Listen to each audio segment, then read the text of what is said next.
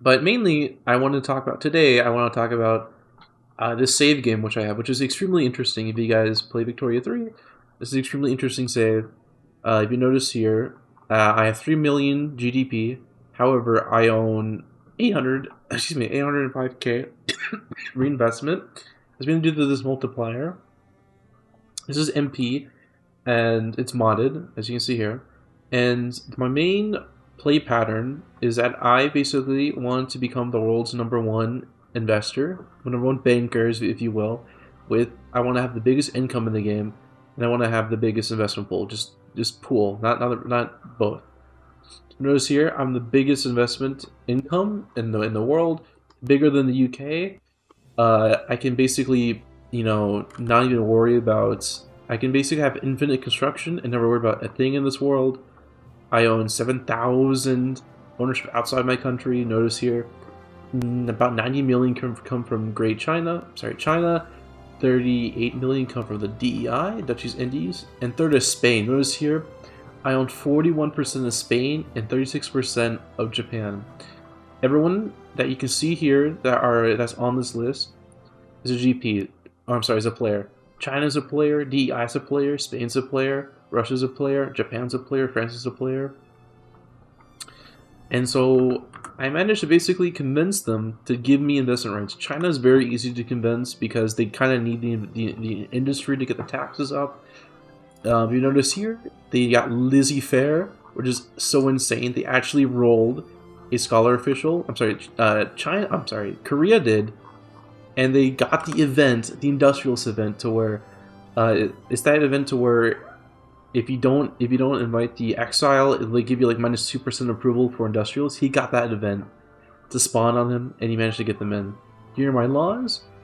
As you can see here, I say interventionalism because if you didn't know, there's a bug going on. I've been told this is a bug by Connor. You seen Connor?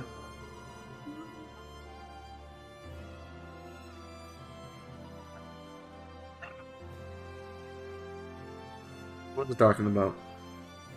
That's right. So I've been told by Connor, the other famous Victoria 3 single player a content creator, that the government investment is actually doubled.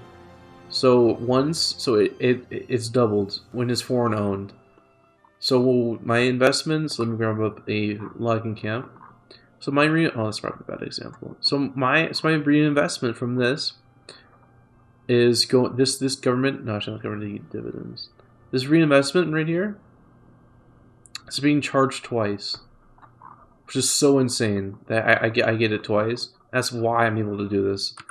If not, either way, I'm still basically just funneling so much money into the pool that I don't have to worry about anything. In fact, I'm so wealthy that I can basically have very high taxes and just not have any problems with radicals, because the fact that they're all working in either trade centers, they're working in manor houses, they're working in financial sectors, that they don't have to worry about it. Because if you didn't know, I believe this is the bug, or this is just the weird thing about Victoria 3, is because that they're basically competing with all this, the wages have to go up. And so the laborers are getting paid £15 an hour. And that's more than, let me find a really productive building here, let's go here. That's way more than the laborers being paid in the UK. And they're able to afford such a huge lifestyle, even if they're on very high taxes. I'm an import nation. Let me go to this. This is also a really cool thing. Where's my trade routes? Yeah, here we go. By country, by all. Actually, no, only by me. Yeah. So you can see here, basically, I'm importing 16k, and I'm exporting 4k. If you notice, I believe my imports are actually just me rerouting goods. I'm pretty confident. Yeah, so I'm importing 9k, but I'm exporting 7k. So if I really wanted to, I could probably get rid of that and get more chips. Actually, might do that. Yeah, I might do that. I have max construction sectors. They're on steel. I basically just have my DEI if he can produce the goods, or I just import the goods. For my luxury goods, I either have the DEI. Basically, the DEI just produces everything that I need. He's an excellent player, and I'm very happy to have him. He's basically just full on, just maxing, getting compulsory, or he's going to go for what is it called, multi. I have no migrations, so I could probably do that. However, I actually don't want to become a real nation. I kind of like this playstyle, so I'm actually going to go either closed borders or migration controls, either one, so I don't get his people. So I kind of want to stay as this kind of very small Dutch that has a very small population, and I just want to be able to just finance everything. However, my main issue this campaign is the France player. He's really cucking me when it comes to Belgium. He basically trying to strong arm me to pay 30 million for Flanders. 30 million. I was like, yeah, no.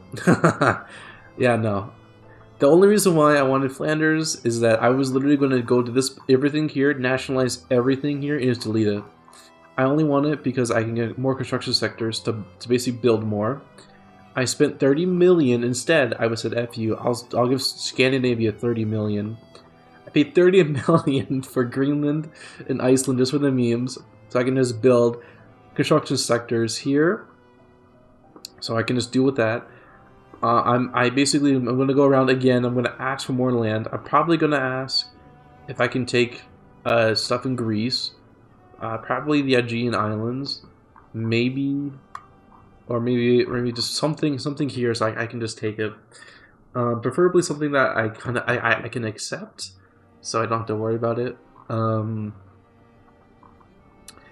And so this France player, if you notice here, his population is extremely low for what it should be, and you notice here in this graph, it's just not growing whatsoever. If you notice right here, there's a huge dip right here.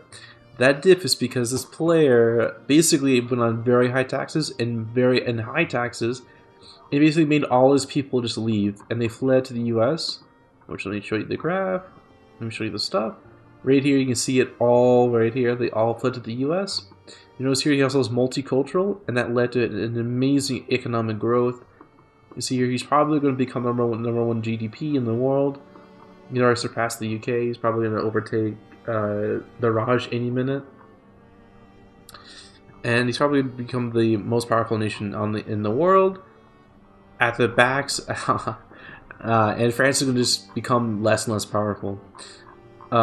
He did this because he actually was in very high debt. Now he's actually making money, but he is losing, or he lost a ton of money during second session and third session because he just didn't know how to just navigate certain areas in the game. He got skilled issued very hard in a war. I fought him, Germany fought him, and he basically fully mobbed to fight both of us. And yeah, so he fought us. But in the end, I won because I got investment rights in him. That's right, I got investment rights in him. So I basically now own. Here, let me see here. How much do I own off of him? I think I own 10%. Yeah, I own almost 7%. I own almost 7% of his economy, and his goal, from what I've been told, is he's actually what he's going to do is he's going to let me build in him. He's going to then declare another war on me to nationalize all his buildings. To basically just get away scot-free. However, on game start, my ally Germany is going to deck a war on him to basically just kill him for good. And this is great for me because I get my cake and eat it.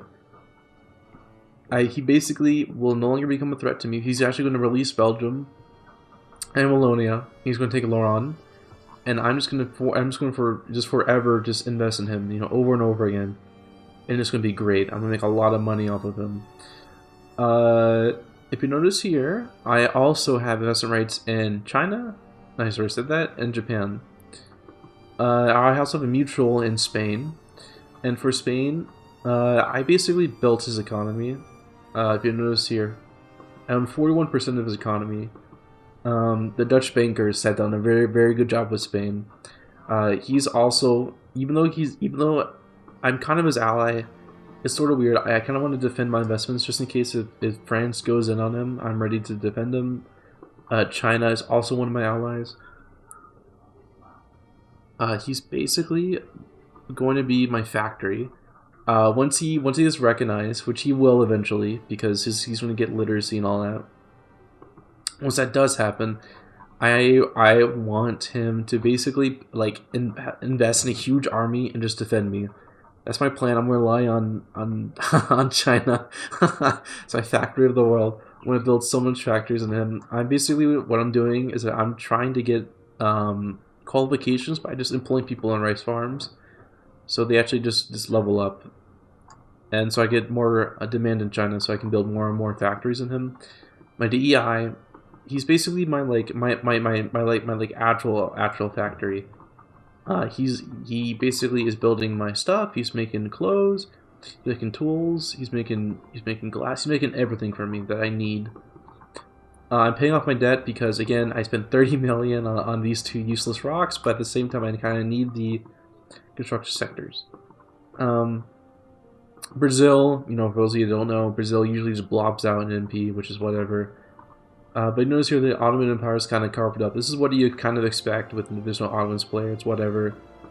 But if you notice here, the Italians got basically took over the Austrian power block. Because again, it's Austria, and if you don't play Austria correctly, you usually just fall. You know, your prestige is just really low. He's going to drop out of prestige at any moment. It just happens with Austria. If you can't manage it correctly, that usually was what happened. The Russia, basically, he see a lot of debt. The Russia player failed to basically industrialize quickly. They still have serfdom, I think, and I think they also still had traditionalism by second session, if I remember correctly. And he waited to get Lizzie. I basically got investment rights in him, and I bought up some of his buildings before he went to Lizzie, so I can help him industrialize. I own 14%. I think it's majority of it's in wood. Yeah, it's in wood. And and I have my ally Germany. So next session, my main goal is to just foreign invest over and over and over again. For those of you who don't know, the reason why you want to foreign invest, or the reason why I have such a low GDP, is because I'm trying to maximize this multiplier. This 3.0 multiplier, but it's 2.8, and that's what makes me foreign invest so well.